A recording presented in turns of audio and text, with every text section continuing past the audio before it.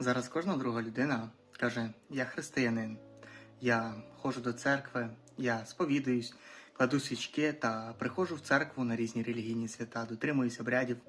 Але таке християнство, воно неправильне, тому що такі люди, вони зазвичай після церкви йдуть в нічні клуби, йдуть в бари і тому подібне.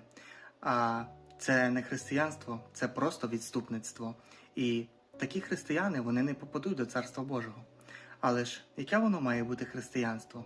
Християнин, він має виконувати волю Божу кожного дня в повному обсязі в своєму житті.